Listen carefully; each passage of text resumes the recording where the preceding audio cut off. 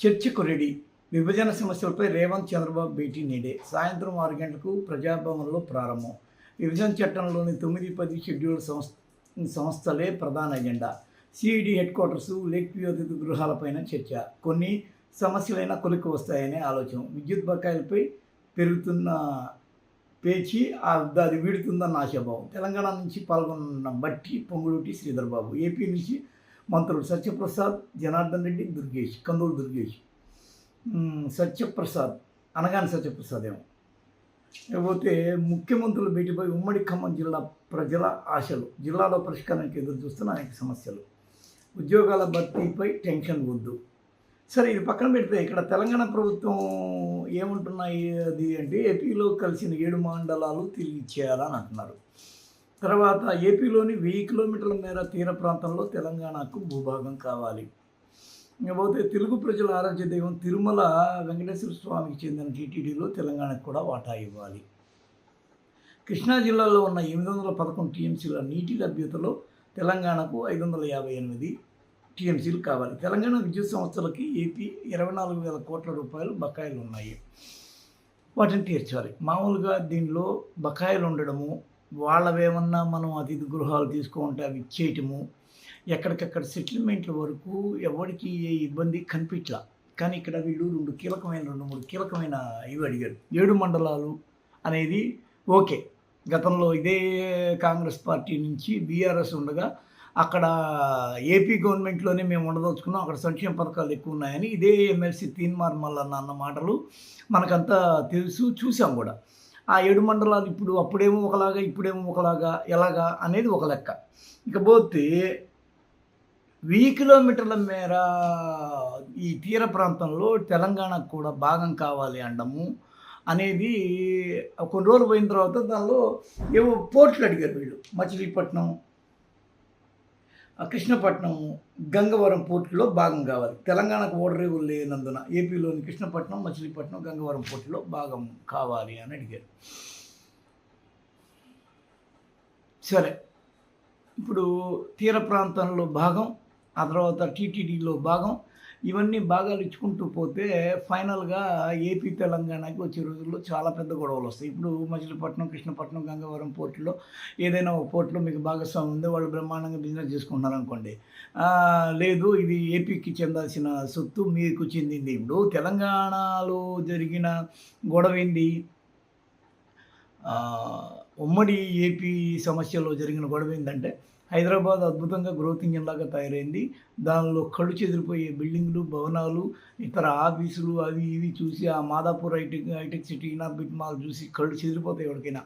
ఓరి నాయన, మనం భూతల స్వర్గంలో ఉన్నామా లేకపోతే ఇంకేనన్నా, ఇది వాషింగ్టన్నా, న్యూయార్క్ అనే కోణంలో, అరే ఇదంతా నా సొత్తు కదా అనిపిస్తుంది. దీంతో ఏమైంది? ఆ కన్ను కుట్టి తెలంగాణ విభజన పోరాటం మళ్ళీ తిరిగి స్టార్ట్ అయింది. తెలంగాణ ఆంధ్ర విభజన పోరాటం. రేపటి రోజున వీళ్ళు వచ్చి అక్కడ పోయి ఏదైనా పోర్టులో బ్రహ్మాండంగా రాణించడం, తీర ప్రాంతంలో భాగం ఉంది కదా అని చెప్పి అక్కడ ఏదన్నా వాళ్ళు చేసుకుంటూ ఉన్నారనుకోండి, అవి సమస్యలు తేవడానికి ఖచ్చితంగా అవకాశం ఉంది. కాకపోతే బాబుతో ఉన్న ప్రాబ్లం ఏంటంటే తెలంగాణలో కూడా టీడీపీ బలపడాలంటే ఇలాంటి తాయిలాలు ఇస్తే తెలంగాణ ప్రజలు మనల్ని కలిపేసుకుంటారు, ఆదరిస్తారనే కోణంలో ఆయన చాలా పెద్ద ఎత్తున ఎత్తుగడలు వేస్తాడు. ఆంధ్రప్రదేశ్ దరిద్రం ఏంటో తెలియదు, కానీ ఇప్పుడు మళ్ళీ అక్కడ అమరావతి అనే ఒకనొక రాజధాని ప్రైవేటు వ్యక్తుల భూముల్లో పోయి తిరిగి కడుతున్నారు.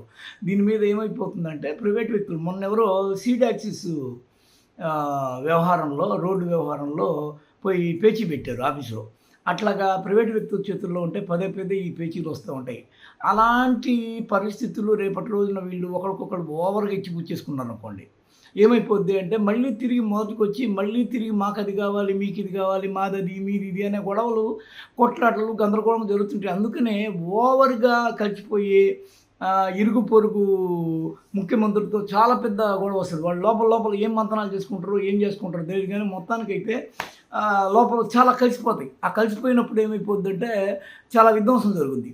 జగన్మోహన్ రెడ్డిని ఇక్కడే కొంత మెచ్చుకోవడానికి అవకాశం ఎక్కడుందంటే ఆయన కేసీఆర్తో చాలా సన్నిహితంగా ఉన్నట్టు అనిపించినా కానీ ఆయన ఎప్పుడు కూడా ఇదవలా ఏమవలా డీవియేట్ కాల ఏపీ అంటే ఏపీ వైపు నిలబడ్డాడు.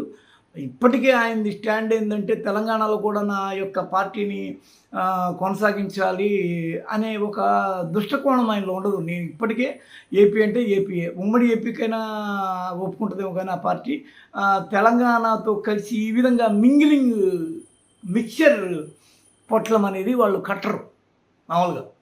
ఈ ప్రాంతంలో ఇప్పుడు మనకు అర్థమవుతుంది ఏంటంటే నిదానంగా తెలంగాణకు వచ్చి ఏపీని మళ్ళీ తిరిగి ఆక్రమించుకుంటుంది. వీళ్ళ అదృష్టం ఏంటంటే ఇదే రాజధాని హైదరాబాదు 10 ఏళ్ల పాటు ఉండే అవకాశం ఉన్న ఈ గురు శిష్యుల్లోని ఆ రోజు గురువు ఏపీ ముఖ్యమంత్రిగా ఉండడం, ఆయన తిరిగి తన శిష్యుడు రేవంత్ రెడ్డి ఓటుకు నోటు కేసులో ఈ కేసీఆర్ ఏమన్నా మనల్ని ఇబ్బంది పెడతాడన్న కోణంలో ఆయన వెళ్ళిపోయి 9 ఏళ్ల పాటు దాదాపు ఇవి ఖాళీగా మనకున్న హక్కుల్ని యూస్ఫుల్ కాకుండా హ్యాపీగా వీళ్ళు ఎంజాయ్ చేశారు, అనుభవించారు. వాటికి అవి ఉంటాయి కానీ ఎవరు వాడరు అన్నట్టుగా తయారైంది. మామూలుగా అయితే సీఎం ఇక్కడే ఉండాలి రాజధానిలోనే, కానీ వెళ్ళిపోయాడు ఆయన. అక్కడ వెళ్ళిపోయి తాత్కాలిక రాజధానులని, ఆ తర్వాత గ్రాఫిక్స్ అని, సింగపూర్ అని, కాంట్రాక్టులని ఏవేవో చేసేసి లాస్ట్కి ఏమి లేకుండా చేసి దాన్ని తీసుకుపోయి అక్కడ స్కాములు అయ్యి ఇప్పుడు మీకు అంతెందుకు దాన్ని ఏమంటారు దళితుల భూములు దాని మీద 20,000 కోట్ల రూపాయల స్కామ్ జరిగిందంటారు. అందుకే రాజధానిలో 2 ప్రాంతాల్లో టీడీపీ ఓడిపోయిందని అంటారు. సరే ఇప్పుడు గెలిచింది గెలవలేదు అది వేరే సబ్జెక్టు, కానీ ఓవరాల్గా అయితే జరిగింది ఏంటి అంటే ఈ విధ్వంసంలోంచి మళ్ళీ తిరిగి కొత్త విధ్వంసం కానీ పాదుగొల్పుకుంటే ఈ ఏపీ తెలంగాణ ఉమ్మడి తెలంగాణగా ఉండడమే బెటర్. అలాంటి కెలామిటీస్ వచ్చేస్తున్నాయేమో అని మనకి ఈ వార్తను బట్టి తెలుస్తుంది.